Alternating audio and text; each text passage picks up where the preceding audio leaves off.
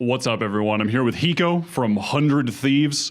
Just got done with an adventure in Berlin. Had some pretty high-stress, crazy matches. The one against Ascend, the one against Gambit. And because of that, I wanted to ask, just after that event, where was the team at mentally after finishing that tournament? And then obviously finishing in, third, fourth. Yeah, I think having some of the matches we had against the European teams look very good to an extent. I mean, we won them. They weren't pretty, but we won. And then going out the way we did against Envy, I think it took a kind of a big toll. I think everyone was just kind of mentally drained and super exhausted after that. I mean, we were in Germany for like almost 3 weeks.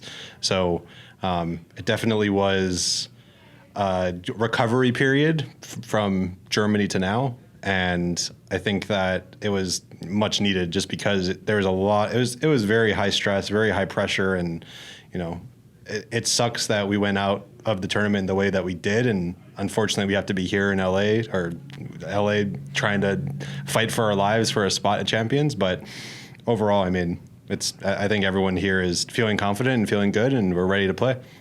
Yeah, sounds good. Yeah, so despite all of that and all the travel and everything, you guys are feeling back at 100% at this point?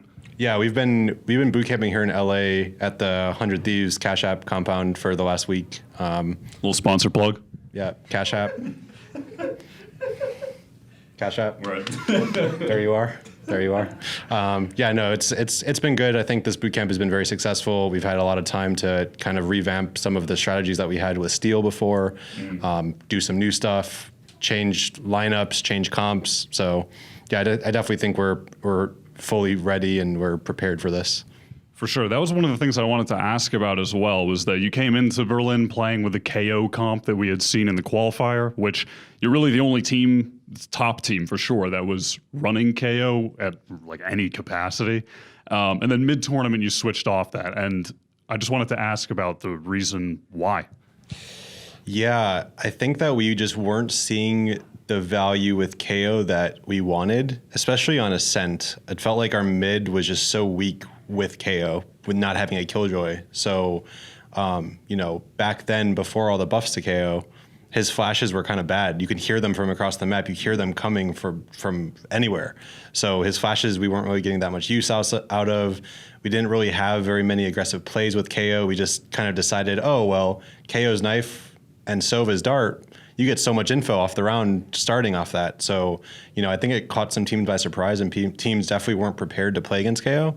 But like I said, the further we went into the tournament, the more we realized, well, our map control on defense is just so bad with KO. We just, whether we weren't playing the correct way or we just not having a Sentinel at all, I felt like we went behind. On teams that went slow against us, we just couldn't keep up with where they're going to be. We didn't have enough info gathering in the middle of the round. So that's why we switched off, and maybe it was a mistake doing so mid-tournament. But yeah, I think it made sense to us to switch off mid-tournament. Gotcha. And then with the comp that you switched to, which had Nitro playing Astra on majority of the maps, which was something new, and I thought his Astra was really good. I was actually happy to see more of him on Astra. Was that a comp, though, that you guys had adequate practice with, you feel, or was that just something you felt like you had to do in the moment? It was a little bit of both. We went through probably about a month of Nitro playing exclusively Astra on all maps, but we just kind of scrapped that after a month. I think one of the only reasons that we actually did end up switching off of KO and actually changing our comp is because we had like 5 days off in Germany. Since we were the first team to actually qualify for playoffs, I think we actually had 5 days of practice. So we all kind of felt like, well, Nitro already played Astra for a while. He feels comfortable doing so. I also think it might have been a little bit of a knee-jerk reaction because it felt like Gambit having Astra had so much control anytime we would try to attack anything that we felt like we wanted to kind of have that as well, especially not running a Sentinel. We felt like we needed Astra. Unfortunately, we also went Astra and went Sentinel, so it was kind of like I feel like that was kind of the knee-jerk reaction. Like we overcompensated for that, and in doing so, we kind of things got lost in translation. But yeah, no, he played Astra for a while, and I mean, we're all fans of Astra. Astra's like super meta right now. She's good on most of the maps, and yeah, she's good. Yeah, for sure. Do you have any regret then as to that switch? Do you feel like has the thought come into your mind like, damn, maybe we would have won that game if we just stuck to the KO and what we were doing before? Honestly, I think you could have been playing with us. We could have had a 6-person, and Ye still would have been just demolishing us every map, or both the maps. So against Envy, definitely not. I don't think having a KO as opposed to I think Steel was on Killjoy on Haven, I believe.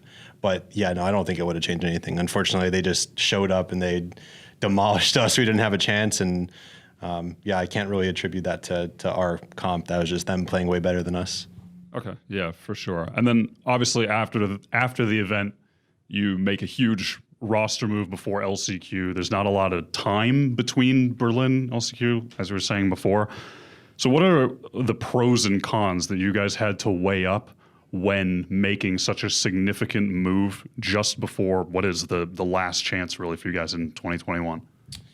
Yeah, I mean, there was definitely things within the team that just weren't running very optimally. I think that we had a role problem where some people wanted to play one agent, and then some people didn't want to play agents, and it was just like we never really, for pretty much the entirety of the team, we never really like saw eye to eye. So we were just always compromising and always like trying to make it work. You know, anytime you make an in-game late an IGL change before a big tournament, it's always, especially a tournament like this where if we lose, we literally don't go to champions. It's a big move. It's a big decision. And I think that one of the pros is that we're very fresh right now. Everything is very new and very, I'm not going to say it's very clean, but it's definitely, it doesn't feel stale at all. And I don't really attribute that to, it's not necessarily Steel's fault at all that things got stale. It's just, you know, we just didn't really, it took us a little bit to figure out that we need to kind of adapt first. We can't be the last people to adapt, you know, just because, you know, I think one of the VCTs, I think we got slammed for not running Viper Astra when they were both super OP. And we kind of like took a step back after that, and we were like, oh, okay, well, maybe we can't be the last team to change, you know, even though we were like within one round on 4 different maps from winning.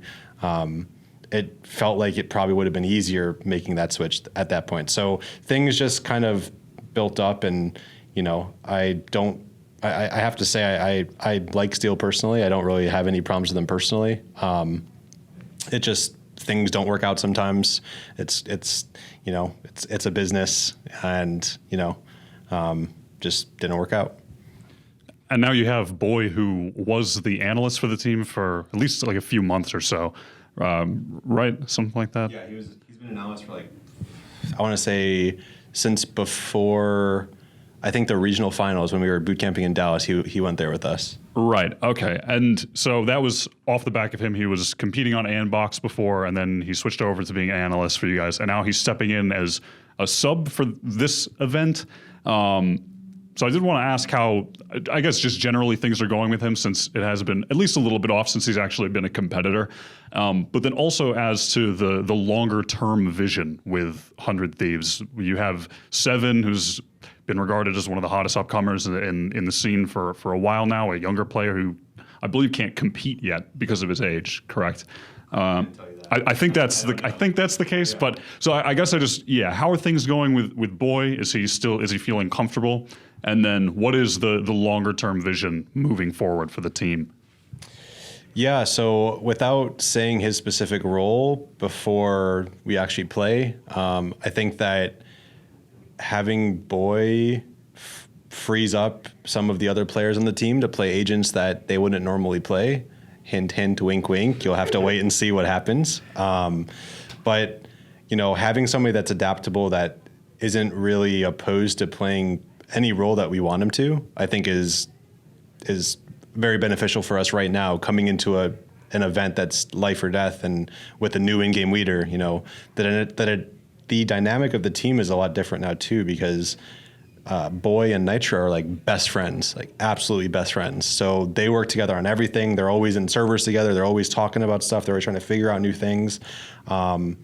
So I think that the dynamic is very good right now, and things are feeling very fresh and very new. And I think teams will have a hard time figuring out how we play now. You know, if you tried to study us from Berlin and back, well, we have a new in-game leader and everything's changed. And people don't even know what comps we're running. So, you know, things are going to be different. And yeah, I definitely think Aaron is feeling comfortable. I think even when he was an analyst on the team, he knew all of our plays, he knew all of our strats. Him and Nitro were already working together on making new strats and trying to implement them with Steel and try to see how it works. So yeah, it was. I'm not going to say it was seamless, but I think that as far as like getting a new player, there probably was nobody that would have been as clean as bringing Boy in. And then long term, I mean, I'm not really sure. I don't think we really had any conversations about that at this point, but you know, if things go well, maybe Boy will stay with us, and if not, I mean, who knows? But yeah, I mean, we'll just have to wait and see. Like I said, we're all focused very, very primarily on this tournament. Let's win this tournament, make champions, and then we'll see what happens after that. Yeah, that sounds good. And then I guess really just last thing, we're heading into the tournament now. This is going to be aired, like, I think pretty much right before you guys are going on stage. So I don't think Gen G will have a chance to watch this interview. If you want to speak at all candidly about that matchup, which is what I'm going to ask you about, just heading into that match, any, I guess, concerns, what's on your mind with playing against Gen G? I went back and checked out of curiosity, and the last time you played them in an official, it was in March. So, I mean, they've made 28 roster moves since then as well. I think the GMD and Sean are the only players that are still from that iteration of the team.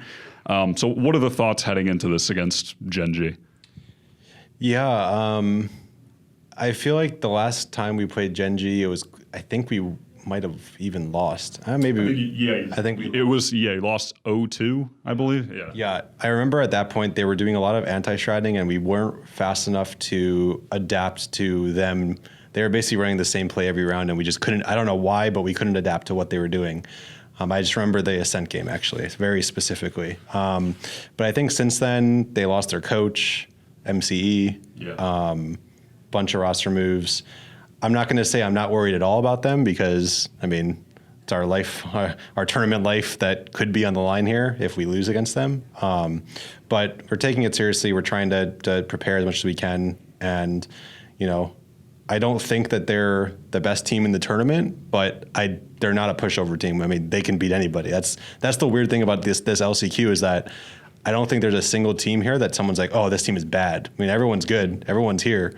And any team, any of the 8 teams now that are here could have a spot in champions. So, you know, we're taking them seriously. We're just going to, it seems just like no matter who we play, we're going to take it the same. We're going to do our homework, try to adapt, try to have a game plan, and just play our game.